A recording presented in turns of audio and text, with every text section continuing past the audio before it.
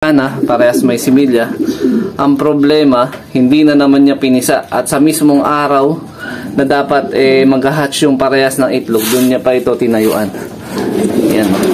So yan, napakasaklap po. Wala, buhay pa. Ayan, palabas na, gumagalaw pa.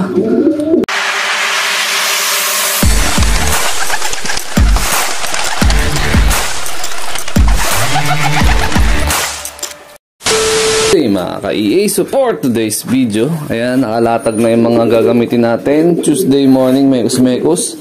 Pero hindi talaga yun yung pinaka-content natin at makikita nyo naman sa ating pinaka-thumbnail. So, suko na ako mga kalapatid sa ating breeder na maselan. Ayan. So, unahin natin dito sa taas. Siyempre. So, ang original na plano para sa pairing na to, siyempre, dapat Lady Me na to. Javier Leyte finisher cross dapat dun kay Weaponex, dun sa pinakalolo niya na nag-produce kay Batusay, no? So ang problema, wala na siya dito. Ang nandito ay si Japan na. Ayan, shoutout kay Sir Longhair TV. Ayan. Ayan, Tacloban lap champion. Ayan, si Japan. May pasok din to nung Javier. Alam ko may dugo rin to nung mga pauwi niya ng Javier last season ng South. So, mangyari, nagbugan ng itlog tong si Lady Mina to Ang similya is dun kay Weaponex, no? So, sa tuwing na pinagsasama ko sila, may times na nag-aaway. Tapos may times din naman na diretso kasta, no? Tapos after nun, aaway na naman. Kaya ang ginagawa ko, binabalik ko dito sa may kabilang cage, si Weaponex, no? Hanggang sa wala talaga, nag-itlog na lang to. Akala ko maglilimlim na ng matiwasay si Weaponex kasama nga etong si Lady Mina to. Ang problema, ganun pa rin, inaaway niya pa rin. So meron ditong isang itlog. Di ko alam kung nasa napunta yung isang itlog. Baka nabasag.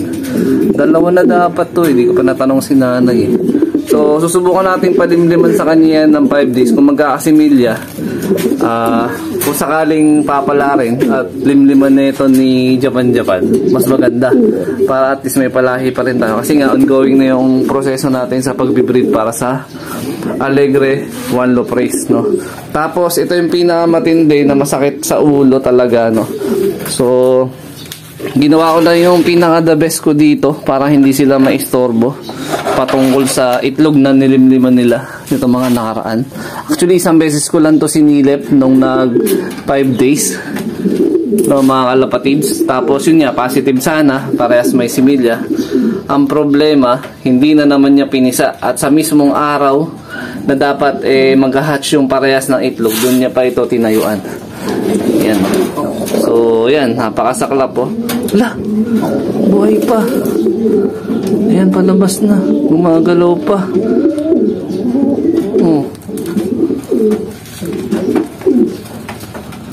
May chance pa kayang mabuhay ito. Ayan, nagalaw po. Ang problema, hindi niya kasi ninilimliman. Ayan, nagalaw. Yung isa wala, nategi na talaga. Hindi na natuluyan na mapisa. Ayan, nagpupumilit siyang lumabas. Ayun. Bubuhayin kaya to. Duda ako na mabubuhay ito. Ayan, sa mismong araw nung Lunes, no? So ang schedule talaga ng pisahan nito, wala to, negative to. Ang schedule talaga ng pisahan nito, Lunes tsaka Martes. Ito yung Lunes.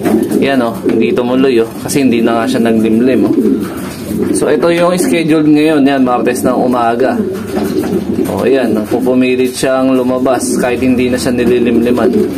Pasaway itong breeder na to So ang gagawin natin dito, kung magbubuga na possible na next egg, meron tayo ditong bagong pairing na actually goods din yung bloodline.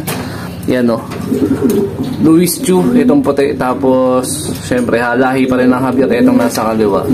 So susubukan ko na na gawin silang poster parent na ibubuga ang itlog nito kasi sayang ito sana yung una natin na possible na sisingsingan ng MacArthur banded, no? Kaya lang problema, gaya ng nakikita niyo mga kalapatids, hindi ko sigurado kung mabubuhay ito. Ayan, sa apilitan pa yung paglabas niya. Pero yung mismong pinaka-crack ng mga itlog, yan, sariling sikap ng young bird yan Ewan ko lang kung bubuhayin niya. Ayan o, awit yung breeder. Yung hen lang naman yung may problema dyan. Yung hen lang. Tapos, yan, base naman dito kay Weapon X. Ayan. Nilipat ko na siya dito. Sobrang selan niya sa hen. Ito siya, oh. Ito yung rektang tatay ni Batusay. Sobrang selan. So, ang plano sana, anak nilang dalawa ni Lady Mina to. Pan-line up sana natin sa, OLR. Ayan. Actually, maganda na yung mga, nila eh. Hubog, maganda na rin yung kondisyon. Ewan ko lang, sobrang selan lang talaga. Tapos, para sa huling update, ito yung pinakamatindi. Ayan, mga kalapatids. Ito, nagbuga to last week ng egg din. Ganon din. Parang masiselan lahat ng mga breeder ko na meron tayo ngayon Yung kinasa ko sila, nag-egg sila. Ayan yung hen, yung lola ni Batusay. Inbreed din sana to. So, ang naging siste, tinayuan din agad. So, dinouble check ko, may similya. Kaya, ang ginawa nating option, yung itlog dito, nung pairing na to, sinakripisyo ko na. Isa lang kasi yung binugay na egg. Ayan, sinakripisyo ko na yung egg nila bagamat meron din si Milya. Sabi ko, kailangan natin magpayaya, magpa-poster. Ito, Javier pa rin to. Rektang anak to ni Batusay pa rin. Tapos ang anak nito mismo, si Chocolab, yung nilalaban natin, na pang South ngayon. So, yung 4 na live natin, si Chocolab, isa doon, anak niya. O yan, puro puro pasalo tayo ng mga itlog. Tsaka puro selan yung mga iba nating mga breeder dito. Nakakainis, nasasayang yung panahon natin para instead na magtuloy-tuloy sana na makapag-breed at makapagpalabas tayo ng mga panlaban this coming OLR tsaka South season, nade-delay gawa nga ng itlog na, young bird na, kumbaga hindi pa natutuloy.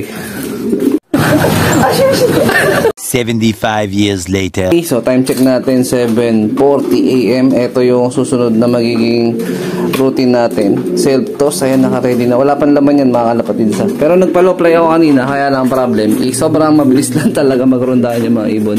Since after first lap derby, yun na talaga yung nagiging siste. Yan. So, Tuesday and Thursday yan, All Herbs Probiotic. So, sa mga nagtatanong, meron na tayong ongoing na-upload video. Yung Monday flashing, tapos yung Tuesday and Thursday routine. So, nauna na natin naging content yan last week. So, pwede nyo panoorin, balikan. Ito, nakamekos-mekos na naman tayo. Tapos gagawa ko ng another video dun lang sa mga may request, dun sa mga nag-PPM. 1 week daw So, nagawa ko na ngayon Monday, Tuesday and Thursday. So, ang kulang ko na lang is yung Wednesday and Friday. Yan. So, sana abangan nyo dun sa mga nag-PPM. Yan. Sana masuportahan nyo. Ano lang to guide lang. Kumbaga dun na sa mga gustong gumaya. Pero kung may sarili na kayong konkretong sistema, mas maiging yun ang sundin nyo. Kasi itong sistemang ginagawa is nasa trial and testing pa lang tayo. Pero, kahit pa paano, so far, yung una nating 3 lap is maganda yung progress. Meron tayong magandang outcome, kompleto pa rin naman din yung 4 kahit pa paano. Kahit nitong latest na